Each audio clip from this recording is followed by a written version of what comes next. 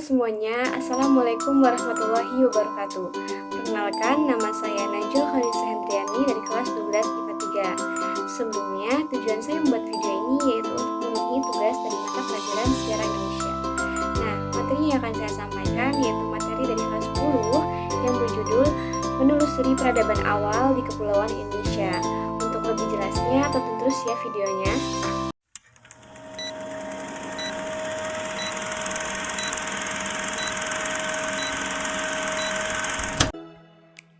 Materi kali ini yaitu menelusuri peradaban awal di Kepulauan Indonesia. Di bagian A, yaitu sebelum mengenal tulisan. Manusia purba tidak mengenal tulisan dalam kebudayaannya. Periode kehidupan ini dikenal dengan zaman praaksara. Masa praaksara berlangsung sangat jauh melebihi periode kehidupan manusia yang sudah mengenal tulisan.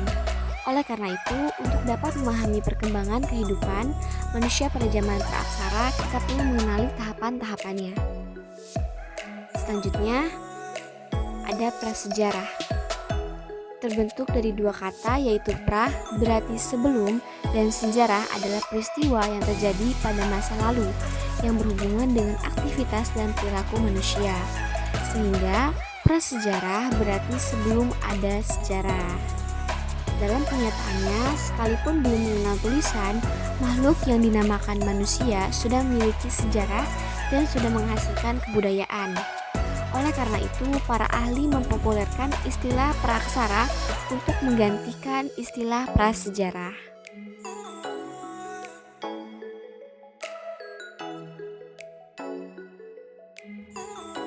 Nah, dengan demikian, zaman praaksara adalah masa kehidupan manusia sebelum mengenal tulisan.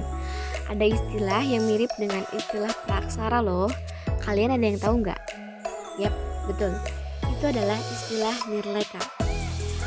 Nir berarti tanpa dan leka berarti tulisan. Karena belum ada tulisan, maka untuk mengetahui sejarah dan hasil-hasil kebudayaan manusia adalah dengan melihat beberapa sisa peninggalan yang dapat kita temukan. Peninggalan pada zaman praaksara. Pada dasarnya peninggalan zaman praaksara sangatlah banyak. Bahkan penemuan ini bisa akan terus bertambah. Berikut ini beberapa peninggalan zaman praaksara. Ada Nekara, ada Candrasa, ada Arka Perunggu, ada Moko, ada bejana perunggu, ada kapak persegi. Ini dia gambar dari sisa peninggalan zaman praaksara.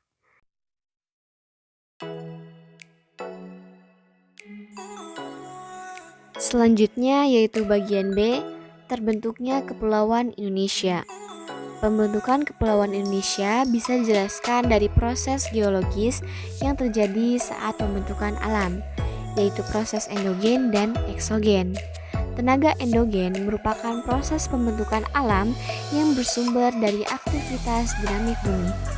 Aktivitas ini mengakibatkan adanya deformasi kerak bumi yang mengakibatkan formasi daratan Indonesia terpisah satu sama lain.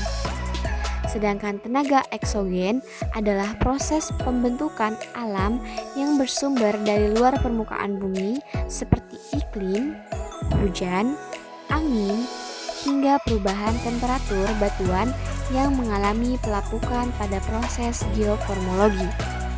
Nah, ini dia gambar dari peta Indonesia.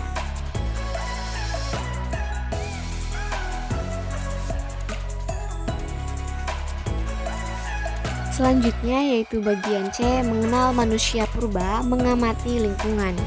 Beberapa jenis manusia purba yang pernah hidup di zaman praaksara, yaitu ada jenis Meganthropus, jenis Pithecanthropus, dan jenis Homo.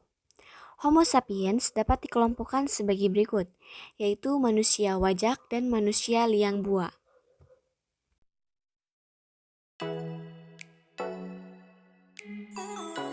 Selanjutnya bagian D, asal-usul dan persebaran nenek moyang bangsa Indonesia. Di antaranya ada Proto-Melayu, ada Deutero-Melayu, dan ada Melanesoid. Proto-Melayu diyakini sebagai nenek moyang orang Melayu Polinesia yang tersebar dari Madagaskar sampai pulau-pulau paling timur di Pasifik. Selanjutnya ada Neotero Melayu, merupakan ras yang datang dari Indochina bagian utara. Selanjutnya, Melanesoid, yaitu ras lain yang terdapat di kepulauan Indonesia adalah ras Melanesoid. Mereka tersebar di lautan Pasifik, di pulau-pulau yang letaknya sebelah timur Irian dan benua Australia.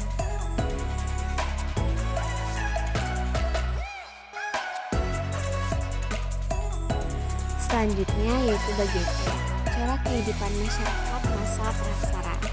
Yang pertama, pola hunian. Karakter khas hunian purba yaitu kedekatan dengan sumber air dan kehidupan di alam terbuka. Yang kedua, dari berburu meramu sampai bercocok tanam. Mereka berpindah-pindah dan melakukan aktivitas bercocok tanam demi kelangsungan hidup mereka. Peralihan zaman Mesolitikum ke Neolitikum menandakan adanya revolusi kebudayaan dari food gathering menuju food produksi, dengan Homo sapiens sebagai pendukungnya. Yang ketiga, itu sistem kepercayaan. Nenek moyang kita mengenal kepercayaan kehidupan setelah mati. Mereka percaya pada kekuatan lain yang maha kuat di luar dirinya. Mereka selalu menjaga diri agar setelah mati tetap dihormati. Itu dia.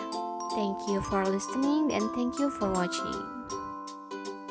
Nah, itu dia sedikit penjelasan mengenai materi penelusuran awal di Kepulauan Indonesia. Semoga bermanfaat ya. Jangan lupa like, comment, and subscribe ya teman-teman.